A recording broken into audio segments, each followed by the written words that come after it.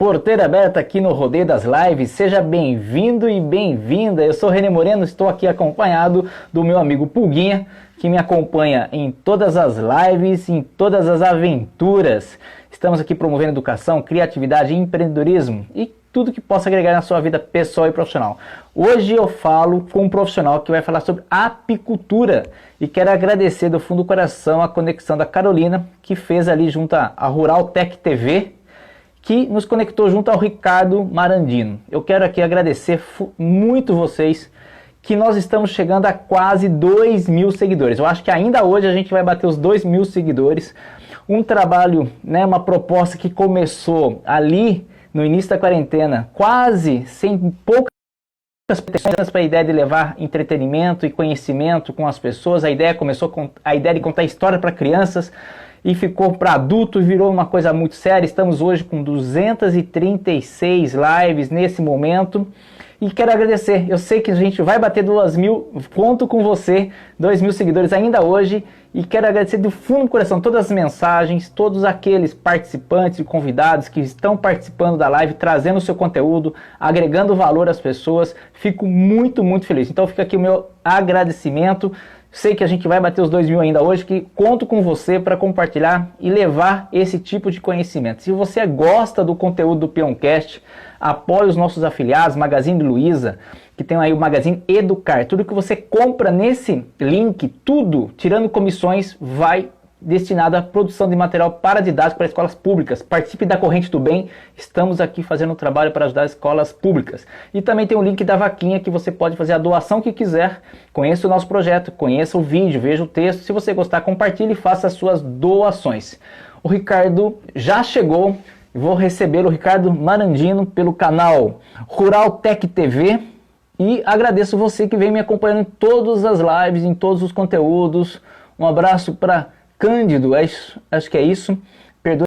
E agradecer você. Se você não é inscrito, se inscreva no canal do YouTube, Peoncast. Ajude a fortalecer o conteúdo e também fica disponível no Spotify.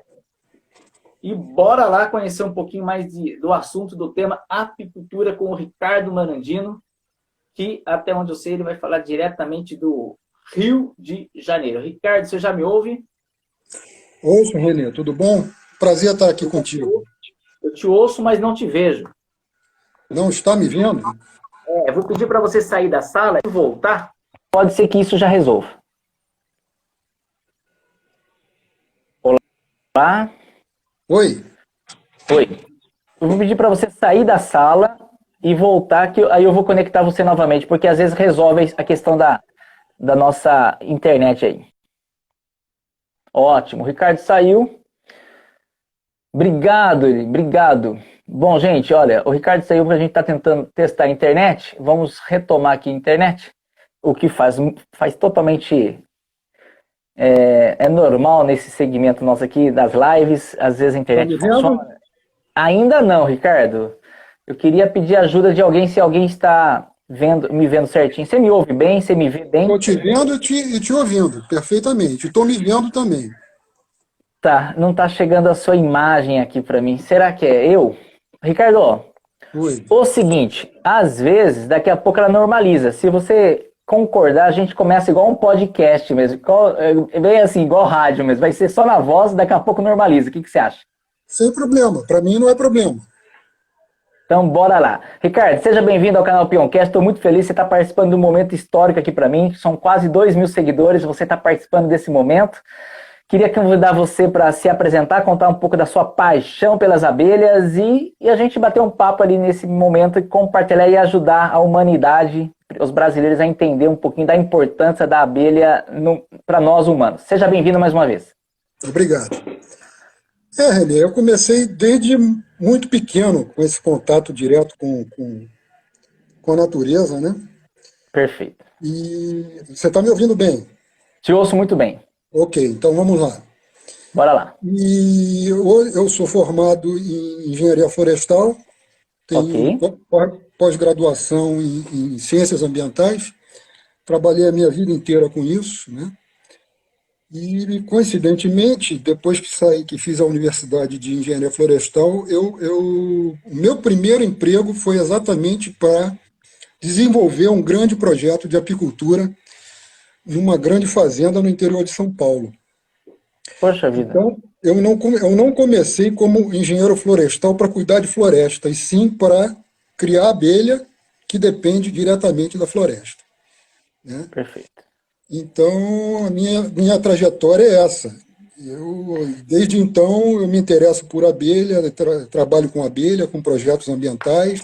Você lembra a fazenda do interior de São Paulo, aqui na região? Qual era a cidade? Botucatu. Botucatu. E hoje você fala da onde? Eu falo do Rio de Janeiro, capital. Ótimo, ótimo. Só para me localizar. E quanto tempo você ficou nessa região do interior de São Paulo?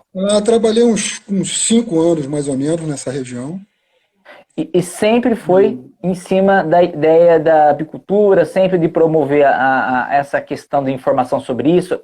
Isso. Desenvolvemos em várias fazendas do grupo a apicultura. Tá. Né? E depois que a apicultura foi implantada, eu parti para outra parte de gerenciamento de projetos rurais. E como era um grupo muito grande, muito diversificado, certo. Eu acabei aprendendo muita coisa, né, na área rural, criação de gado de leite, criação de gado de corte, cavalo, enfim, tudo passava pela minha mão e eu tinha o que eu não sabia, eu tinha que aprender, né? Não era uma pretensão, mas acabou acontecendo. Exatamente. Então, de floresta eu fui para apicultura, de apicultura para a parte rural toda, e enfim. E estou nessa até hoje. E agora estou no projeto da Ruraltec, que é levar informação para o campo, né, principalmente. Não, é uma honra receber você aqui, conectado com a Ruraltec, fabuloso. Fala uma coisa para mim, quando você fala que ia introduzir a apicultura na fazenda, só para mim entender, era porque essa fazenda ia produzir mel, desculpa a minha ignorância, mas tentar entender, ou porque era necessário ter abelhas ali na produção, né, na presença na fazenda para ter produções das coisas que ela produzia? Como eu te falei, Renê, essa fazenda era uma fazenda muito grande e muito diversificada. Certo. Em torno de 15 mil hectares, metade dela estava em floresta de eucalipto e mata nativa. Né? Okay. Outra parte da fazenda tinha produção de citros, quer dizer, uma produção de flor violenta, muito grande. Né? E a diretoria estava interessada em aproveitar essa florada, e essa florada você aproveita com abelha. Né? E surgiu a ideia da implantação de projetos apícolas. Então, com fins comerciais, então, na ideia de produzir mesmo. Exatamente, fins comerciais, produzir mel. Né? Perfeito. Então, implantamos um projeto muito grande nessa fazenda, deu certo, funcionou, e dessa fazenda foi passando para as outras fazendas do grupo. Né? Okay. O grupo tinha outras fazendas e a gente foi implantando apicultura em várias fazendas do grupo. O mercado de mel no Brasil, ele é um mercado interessante, comercialmente falando? Olha, ele é um mercado muito bom, né? A partir do momento, inclusive, que o interesse por um produto de qualidade, puro, está aumentando cada dia mais, né? Então é um mercado muito promissor. O consumidor sabe como diferenciar um produto puro ou não, esquecendo a marca, esquecendo a questão, às vezes, da credibilidade que a marca passa. Existe uma forma técnica para analisar um produto mel? Olha, de olho é difícil, né? Perfeito. Mas normalmente você analisa em laboratório e tal. Mas uma forma de você garantir que um mel é puro é o mel que cristaliza. O mel que não cristaliza já é mais difícil. Existem meles ou méis que cristalizam mais rápido ou cristalizam mais devagar. Mas normalmente o mel bom cristaliza, né?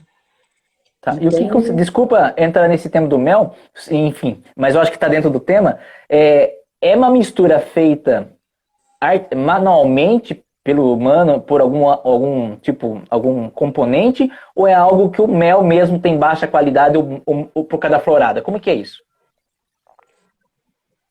O mel, Renê, ele vai depender exatamente do tipo de florada, do tipo de cultura que a abelha coletou o néctar. Né? Certo. Não tem mistura nenhuma. tem mistura, o mel artificial feito pelo homem para enganar o homem, né? Perfeito. Esse é o mel falsificado. Isso aí os caras misturam com uma série de coisas para dar aquela cor bonita, enfim, e vender como mel. Isso existe. Existe Certo. muito. Mas o mel natural, realmente extraído das colmeias, é o produto mais puro que existe, né? Não tem Maravilha. mistura nenhuma. O que a abelha pode misturar? Diferentes tipos de néctar.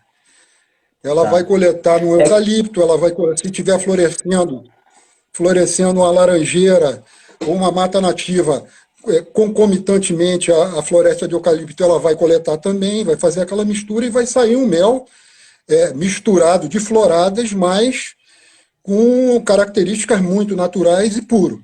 Não tem como a abelha falsificar esse tipo de coisa. É que, na minha ignorância, eu cheguei a imaginar que pegasse uma quantidade X de mel e misturasse com alguma coisa, tipo, sei lá, com açúcar ou com outro elemento para que aumentasse a porção do mel e eu estaria falsificando. É assim que eu imaginei que fosse feito. Existe essa possibilidade, sim, René. É a Tá. possibilidade do falsificador, né? Perfeito. Você pegar um pouco de mel e misturar com melaço, com melado, com fazer um xarope, né? Então, Tá. existe essa possibilidade, sim. E tem muita gente fazendo isso ainda. Ricardo, qual que é a realidade do Brasil em relação à apicultura? A gente ouve, eu sou assim, um ouvinte, não sou um entendido. Então, existe uma realidade, né, dos agrotóxicos que matam algum tipo de espécie que são importantes para a natureza, no modo geral. O Brasil corre esse risco? Acontece isso? Isso é mito? Ou tem uma parte que é verdade? O que você me Não, fala? não é mito, não, Renê. Infelizmente, não. É verdade, sim. Que coisa. Nós temos os inseticidas, eles são Sim, defensivos agrícolas, e ofensivos. eles são hoje se não for o maior problema, é um dos maiores problemas na apicultura, né? Puxa vida. E a apicultura, ela vinha num boom na década de 80, na década de 90, depois deu uma caída, muito devido à questão dos agrotóxicos nas lavouras, né? Tá, Eu mesmo sofri com um projeto particular meu aqui em casa, que eu moro na metrópole, no Rio de Janeiro, no centro tá. de uma grande metrópole, mas num terreno bem arborizado, um terreno grande, bem arborizado, com Ah, bastante eu vi a florada. foto. Maravilhoso, maravilhoso. Pois é, então, eu na década de 90, em 98, 97, 98, eu comecei, não podia criar, não posso criar a abelha, a Apis mellifera, que é aquela abelhazinha africanizada que nós temos hoje, a mais Tá, conhecida de todos, que tem ferrão, eu não posso criar isso dentro de uma metrópole, tá. fazer esse tipo de criação dentro de uma metrópole. Mas eu posso criar melíponas. Melíponas são as nossas abelhas nativas sem ferrão, tá? Minípulas. Melíponas, Me, M-E-L-I-L-I, P-O-N-A-S. P-O-N-A-S, melípona. Melípola. E Melíponas. isso. E eu Melíponas. comecei a criar essas abelhas. Eu tinha duas espécies de abelhas aqui que são muito. Uma que é muito comum no Brasil inteiro, desde o México até o sul do Brasil, ela é muito conhecida, que é a jataí, Já tá né? aí. É. E tinha também uma abelha que está em extinção, inclusive, está sofrendo muito com. É uma abelha mais sensível, que é a mandaçaia, que é mais típica da costa litorânea do sul e do sudeste, nosso aqui do Brasil, mais típica de região de Mata Atlântica, e eu comecei a criar essas duas espécies aqui onde eu moro. Pois bem, Perfeito. em alguns anos, com a propagação do dengue nas grandes metrópoles, principalmente aqui no Rio de Janeiro, Sim. nós tivemos o problema do tal do fumacê, né? Todas as ruas Ah, estavam fumacê, jogando inseticida para todo lado, né? meu Deus. Então as minhas abelhas, infelizmente, começaram a morrer. Eu perdi muita caixa de abelha, hoje eu não tenho mais nada. Eu tenho hoje 3 ou 4 jataís que estão aqui no muro, que eu não acabo com elas, né? Perfeito. A questão do fumacê no Rio de Janeiro parou, diminuiu bastante, então elas ainda estão sobrevivendo aqui, mas eu tive esse problema, né? E a gente vê relatos toda semana de gente com problema nas áreas de lavoura, né, devido a defensivos, à aplicação de defensivos. Uma coisa que provavelmente vai ocorrer, já está ocorrendo e vai ocorrer daqui para frente, Renê, e é muito bom, é a questão de que os bioinsumos estão começando a dar importância aos bioinsumos, né? A produtos mais naturais, a produtos mais biológicos, né, Ótimo. que prezam pelo equilíbrio da natureza. Então, essa questão de utilização de defensivos, creio eu que em alguns anos nós teremos já está havendo essa diminuição, né? O número de bioinsumos colocado à disposição do produtor agora vem aumentando consideravelmente, as empresas estão preocupadas com isso, né? Porque aquele negócio, você está matando o inseto que está causando aquele problema em tal lavoura, mas ao mesmo tempo você está acabando com o restante, né? Você mata aquele ali, mas mata uma porção, inclusive a abelha, que vai visitar aquela florzinha ali, vai colher o néctar, produzir mel e vai praticar um dos trabalhos mais importantes que existe na natureza, que é a polinização, né? Sem Ricardo, polinização, eu ouvi falar que nos Estados Unidos existe até um comércio de aluguel de caixas de sem abelhas para ser dúvida. levado para as lavouras. Existe isso nas lavouras? Existe isso no Brasil? Existe no Brasil, existe. É Também a apicultura migratória. Tem migratória. gente, tem apicultor que só trabalha com apicultura migratória. Ele Qual a leva região do Brasil que mais tem isso? Eu não na sabia que no região Brasil sul, tinha. na região sul, na área de cultivo de maçã, é comum isso, Eu não né? sabia. É. Então, a área de cultivos de citros é muito comum já também, né? Então, e a maçã, ela é muito importante para a cultura da maçã, porque a maçã depende dessa polinização, né? Perfeito. Ela não aumenta tanto a produtividade da maçã em si, mas ela melhora muito a qualidade do fruto. Porque Tá. a maçã, a flor da maçã tem 10 óvulos. Esses 10 óvulos eles se transformam em 10 sementes, né? Certo. Se esses 10 óvulos forem mal polinizados, levado o pólen da parte masculina da flor para o óvulo, que é a parte feminina da flor, se Certo. eles forem mal polinizados, a maçã não se desenvolve homogeneamente, com aparência bonita, tá? Ela vai ficar disforme. Se esses óvulos, por exemplo, dos 10 forem polinizados 6, a maçã vai Certo. sair torta, vai ficar meio torta. Então, Ou seja, o formato da maçã depende exclusivamente da abelha. da polinização, da boa polinização das abelhas e outros insetos, Fabuloso. mas a abelha é fundamental nisso, né? Fabuloso.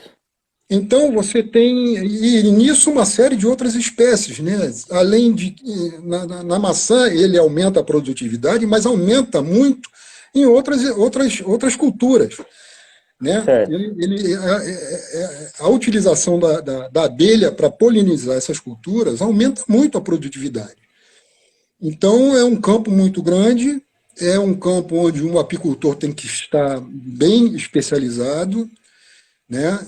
Já para apicultores mais experientes, não é um tipo de apicultura, porque envolve a questão do transporte das colmeias, né? Então, tem uma série de técnicas que você tem que obedecer para poder transportar essas colmeias, para não criar problema para os seres humanos, mas também para as próprias abelhas, né? Então, é um campo muito grande. E o país, com a questão do agro, que é hoje que toca esse país, é um mercado fantástico, né, para a apicultura. Perfeito. Ô, Ricardo, existe lógico que deve existir para cada tipo de lavoura, existe uma abelha melhor no momento de polinização ou não independe disso? Depende da cultura, sim, o Renê. Ah, interessante. Tem, por exemplo, algumas espécies com flores muito pequenas, que, por exemplo, a Apis mellifera, a abelha com ferrão, a comum que a gente conhece mais, ela não poliniza, ela não tem a capacidade de polinizar tanto essas espécies. Em compensação, algumas abelhas, como a jataí, que é pequenininha, né, Tá? são menores, as abelhas sem ferrão, típicas do nosso país, né, de condições tropicais, elas têm mais facilidade de chegar nessas flores mais fechadas, Faz esse tipo de total coisa. sentido. Faz A total abelha, sentido, sim. eu vi que você já tocou duas vezes no assunto, a nossa abelha natural, né? A nossa abelha que é sem ferrão. Essa abelha africana, que se leva o nome de africana, que Hum. tem ferrão, ela não é original do Brasil? A questão é, nós não temos abelhas africanas, nós temos abelhas africanizadas. O que aconteceu? Africanizadas. Africanizadas. Perfeito. Ótimo. Na década de 60, mais ou menos, eu sou muito ruim de data, viu, Renê? Fica Mas tranquilo, fica tranquilo.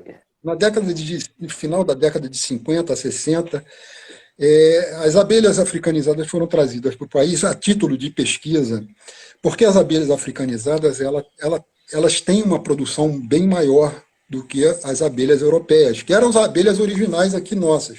A gente estava acostumado a trabalhar com abelhas vindas da Europa, Perfeito. tá?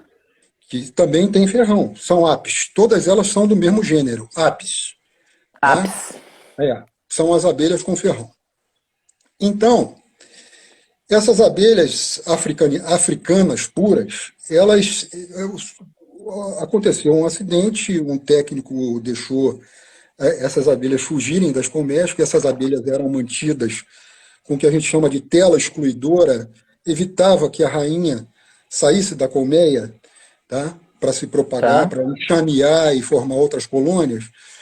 Essas colmeias tiveram as suas telas excluidoras retiradas acidentalmente.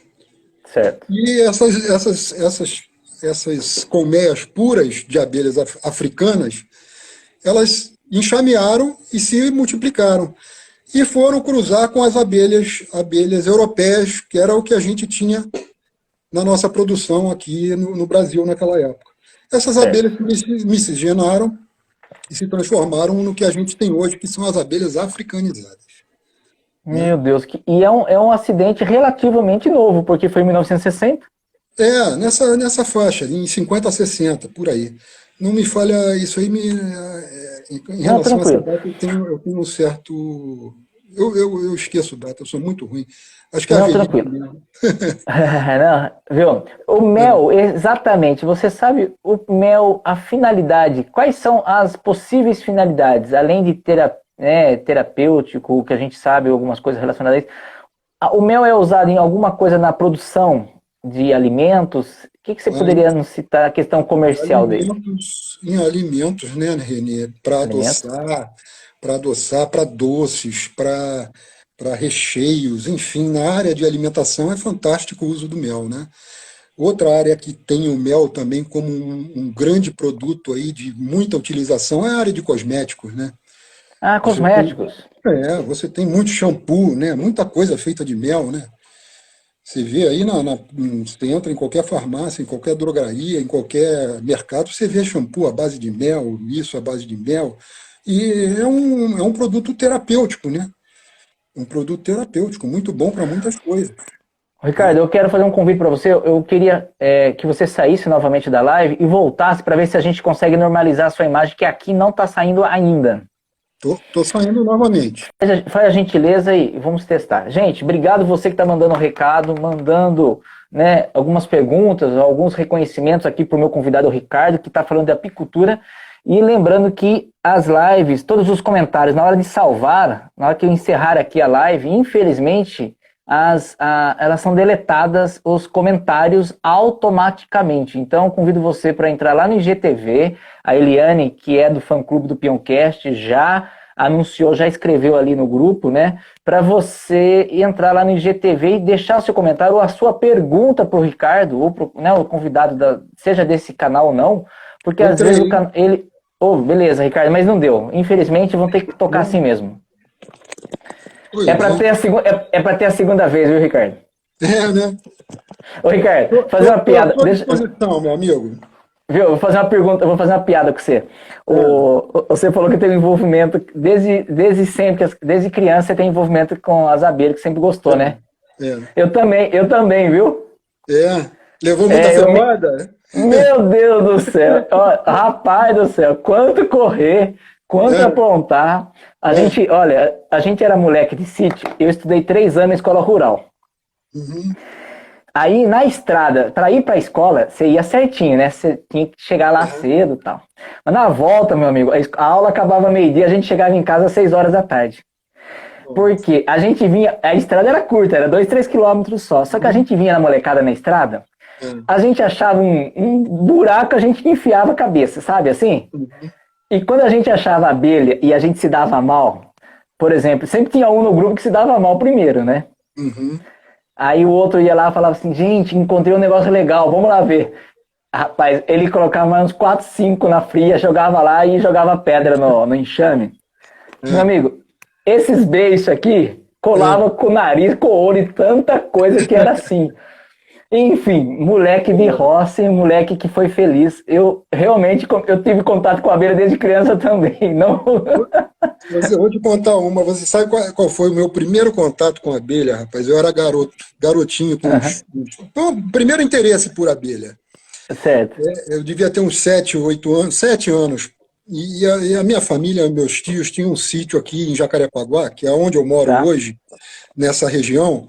E era em outra área do bairro aqui, mas naquela época era uma região era uma região rural do Rio de Janeiro. Que na realidade. Ainda era bem rural, né? Era bem rural, que nem era estado do Rio de Janeiro, era Guanabara. Isso aqui era Guanabara, tá? Onde a gente está hoje. Pois bem, ele tinha uma granja, era uma das maiores granjas da Guanabara aqui, de produção de frangos. E do lado, já naquela época, ele já tinha aquelas chocadeiras eletrônicas, coisa bem adiantada para a época, uma coisa muito, muito bacana, muito bem. E a gente ia para aquele sítio todo final de semana.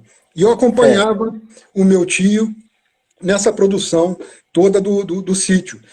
E ele tinha umas 10 ou 12 caixas de abelha. E naquela época ela era abelha ainda europeia, com ferrão, mas a europeia, que era uma abelha mais mansa. Né? Para você ter uma ideia, a gente podia ficar do lado da colmeia sem problema nenhum. Não tinha aquele negócio de botar macacão, botar fumigador, luva, nada disso.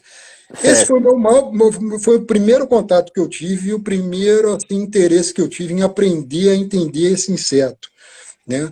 E para você ter uma ideia, eu com 8 anos, naquela época, em pleno Rio de Janeiro, a gente podia trabalhar com abelha sem problema nenhum, não tinha esse problema de ficar levando picada o dia inteiro, né?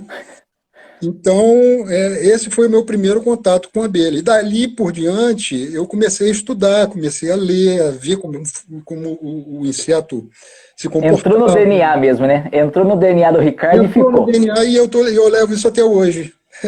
Ô Ricardo, algum amigo seu, eu acho que é o Gil, ele falou assim, o melhor contato que ele teve com a abelha foi o mel com pinga. Ah, sem dúvida, é muito bom. É muito bom mesmo, Gil.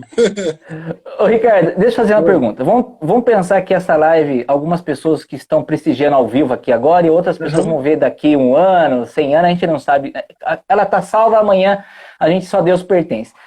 A pessoa, ela tá ouvindo igual eu sou um leigo, gosto da ideia da ecologia, da natureza, e eu quero, na minha casa, no centro urbano, criar uma caixa de abelha que ela não seja perigosa para os humanos, e eu quero também dar minha contribuição para a natureza. Sei lá, em vez de eu ter um cachorro, um gato, eu posso também ter algumas caixas de abelha. Isso é possível? Isso é uma pergunta. E a segunda pergunta, se eu for um agricultor de pequeno porte, você dá essa consultoria para eu instalar o que é bem-vindo naquela região? É isso que você também pode prestar serviço? Só para me entender e quem está nos ouvindo falar assim, nossa, gostei da ideia, eu quero chamar o Ricardo. Um exemplo. Vamos começar pela primeira pergunta, então. Você pode criar, sim, abelhas na área urbana, não sendo abelha com ferrão. Você cria abelha Perfeito. sem ferrão. Você vai optar pelas melíponas, tá? No Perfeito. caso, você pode começar com a abelha jataí, que é uma abelha bem rústica, muito interessante, um mel espetacular, né, Perfeito. com boa aceitação no mercado. E você pode começar com uma caixinha, duas caixinhas, e é evidente que para você começar a ter, a pensar numa criação de abelha, você tem que primeiro, tem flor? Eu tenho que estar Perfeito. numa área com muita flor, com boa florada, bem protegida, com bastante floração, né? Que é o alimento da abelha, não tem conversa. Certo. Você tem que ter néctar, tá? A Certo. segunda é se preocupar se está numa região urbana, para não ter o problema que eu tive há alguns anos atrás. Se tem a frequência de aplicação de inseticidas contra a dengue, contra a chikungunya, enfim, esse tipo de coisa.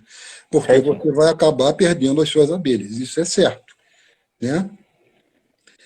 Enfim, tem que tomar esses cuidados. Então você Mas pode é ter. possível criar. É possível. Você tem que, dependendo, e aí a partir do momento que a sua criação, você está propondo essa criação, como são abelhas nativas, são da fauna nativa brasileira, você tem que ter Certo. autorização do órgão competente, tá? Do órgão Que ambiental normalmente, competente. que órgão que regulariza isso? É da agricultura, é municipal? É rural? Não, é o IBAMA. É o IBAMA. IBAMA federal. Tá? Perfeito. E você procura na sua cidade, que você provavelmente pode ter alguma lei municipal em relação a isso, procura a Sim. prefeitura, procura se tem alguma lei estadual, e faz essa coisa de forma legal para não ter problema. Né? Mas pode criar sem Maravilhoso. problema nenhum, observando essas questões, para você não botar dinheiro Não, bem, fora e tempo fora também. bem Né? colocado. Com relação à segunda pergunta, a assessoria, a consultoria técnica na área de implantação de apiários. A Exato. gente presta esse tipo de consultoria, sim, é meu trabalho, eu sempre trabalhei com isso, né? E a gente desenvolve esse tipo de trabalho, sim. Então, eu estou sempre à disposição para orientar como começar uma criação, se a área é propícia, se não é, enfim, a fazer toda essa avaliação para a Perfeito. gente ter sucesso na criação. Não, fabuloso. E isso pode ser de pequena a média a grande propriedades, independe disso, é uma questão de sentar e montar o projeto e ver o interesse desse possível produtor, Exatamente. seria isso. O problema da apicultura com abelha com ferrão, que seria a apis, você tem que, além desses cuidados que eu te falei, com relação à florada, à legislação, enfim, é a questão da proximidade também de populações, né, de criações, você tem que observar esse tipo de coisa na área rural, né? Você não vai Eu botar lembro, um apiário como o meu tio tinha aqui em Jacarepaguá há 40 anos atrás, do lado de uma criação de frango, né? Isso você tem que não observar. combina. Não combina porque hoje você não tem as abelhas europeias puras, né? Normalmente o que você tem no campo aí é a abelha africanizada, que é uma abelha bem mais agressiva, né? Ô Ricardo, eu lembro na Hum, época do sítio, hum, e minha família trabalhava com colheita de laranja, então tinha compra de caixa de madeira, e às vezes chegava ali, não sei quantas vezes por ano, mas chegava caixas novas.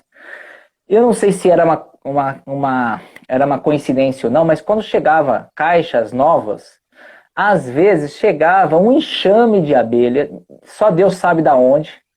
E a minha mãezinha me ensinou a deitar no chão para, né, assim, aonde estivesse, passasse um enxame. E pelo menos que eu me lembre, assim, com clareza, foram 3 vezes que eu passei muito medo, que um enxame passou assim, em cima do meu corpo, eu deitado no chão, e ela estava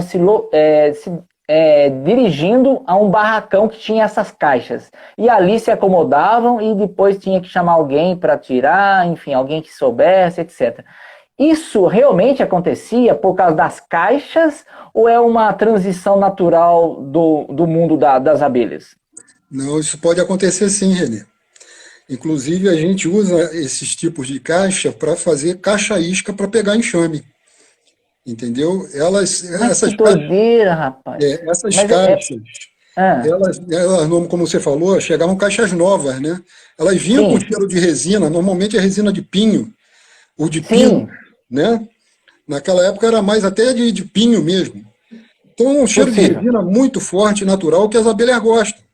Né? Uma essência que a gente usa muito, e isso é normal na área rural, mesmo Sim. quem não tem muito conhecimento sabe que isso funciona, que é aquele capim-limão ou erva cidreira também. Você Nossa, é passa, verdade. Lembrei disso, verdade. lembra Passa na disso? caixa. Você Lembrei. passa na caixa e bota a caixinha lá para você atrair as abelhas. E elas entram Erva mesmo. cidreira.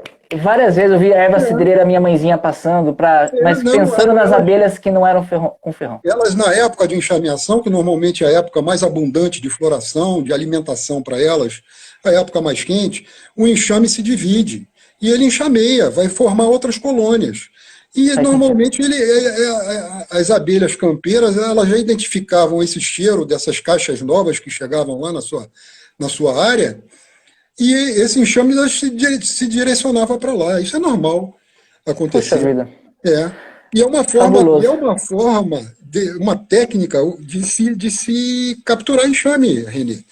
É passar esse tipo de essência nessas caixas, usar caixa de Tá? papelão, caixa de madeira, caixa até que já foi caixa ocupada por abelha, que ela deixa o cheiro característico da abelha, né? Certo? Misturado com própolis, com mel, com pólen, aquele cheiro, isso atrai o novo enxame. Então é uma técnica muito usada para capturar enxame. Olha, fabuloso, ô Ricardo. Eu queria falar mais com você, mas a gente já passou de 35 minutos. Você acredita, meu irmão? O papo é bom, né, Ricardo, rapaz? Só tá faltando a cachaçinha com pinga, né? A olha, cachaçinha com mel, né? vou falar a verdade. Ou você vai ter que vir para o interior de São Paulo, ou eu vou ter que ir para o Rio de Janeiro para a Vamos gente fazer combinar. essa. Deixa Ô, passar Ricardo, esses tempos eu, sombrios aí agora de pandemia que a gente vai se encontrar para tomar uma cachaçinha com mel. se Deus quiser. Ô, Ricardo, deixa eu falar para você. Eu tenho um projeto educacional, a gente faz um Hum, trabalho com um jornal paradidático de distribuição gratuita em escola pública. certo. Esse é um trabalho que já é feito, vale a pena fazer esse tipo de conscientização da importância da abelha e também, enfim, todas as vertentes que a abelha tem para a natureza em escolas. É um assunto que dá para trabalhar uma vez por mês um assunto desse? Sem dúvida, Renê. Isso é qualquer trabalho de conscientização envolvendo outras questões em relação ao meio ambiente, e principalmente a abelha ela tem um fator, ela agrega um valor muito grande em relação ao conhecimento ambiental. Né? Você falar de abelha, você está falando de meio ambiente. É fundamental um trabalho desse, e começar com as crianças é fundamental. É muito agressivo falar que se as abelhas sumirem, morre tudo que produz? É muito radical falar isso? Ou é Não é verdade? radical, não. Não pode não morrer tudo, porque você ainda tem algumas espécies que não dependem da polinização das abelhas. Você vai Tá. ter produção, mas que 70% depende da polinização de abelhas, depende. Você Mas vai 70 ter, é muito expressivo. você vai ter uma perda de produção enorme. Tenha certeza disso. Eu não sei aonde, se ouvi um comentário que se as abelhas morressem automaticamente para a produção, automaticamente pode morrer a humanidade, uma coisa assim. Não chego a esse ponto, mas praticamente, vai ser drástica a situação. É drástica. Se acontecer um negócio desse, a produção agrícola vai cair, como eu estou te falando. Se 70% depende, 70% vai cair. Entendeu? O que é tipo assim, em nenhum negócio que perde 70% da sua vida sobrevive. Acabou. Em nenhum Né? negócio, seja, se você tem, sei lá, enfim, fabuloso essa sua informação. O que a gente tem que fazer é conscientizar e levar isso, porque eu tenho impressão, só para a gente finalizar e até para o nosso quadro Contadores de Histórias, eu queria fazer assim, é impressão minha, ou pode existir um retorno da sociedade urbana ou a valorização um pouquinho mais para a zona rural, mais crescimento da agricultura familiar. É uma impressão ou esse movimento vem acontecendo já tem muitos anos, mas talvez vai intensificar ainda mais? Como que você vê isso? Eu acredito, já está aumentando, né, Renê? Eu tenho lido muita coisa e vendo e visto muitos Não é só uma impressão, documentários. então. Não, não é impressão, não. Está acontecendo e acredito que isso vai ser uma tendência cada vez maior. Né? E essa semana mesmo vi alguns Ouço com documentários, tanta alegria, é isso? vi algumas reportagens, inclusive, em canal de televisão, que as Tá? pessoas estão dando muito mais importância, né, ao contato com a natureza depois dessa situação que nós estamos vivendo de pandemia, né, de isolamento, Tá. né? Então as pessoas estão dando muito mais importância nisso. Essa semana mesmo eu li uma reportagem de que as terras no Brasil, o valor da terra no Brasil já aumentou, né? Com pandemia, com tudo, né? Com crise, com tudo, né? Porque a procura está aumentando. As pessoas estão procurando áreas para ter um contato maior com Produzir, a para natureza. viver, para estar junto. Exatamente. Como eu E te existe uma. falei, a questão dos bioinsumos Perfeito. tá crescendo também. Então, a preocupação com alimentos saudáveis é cada vez maior, né? A Graças a Deus. preocupação em se usar menos agrotóxico é cada vez maior. O mercado, o consumidor está ficando cada vez mais exigente em relação à qualidade do produto que ele compra. Então, é muito mais importante para ele hoje ter um produto de alta qualidade, de mais pureza.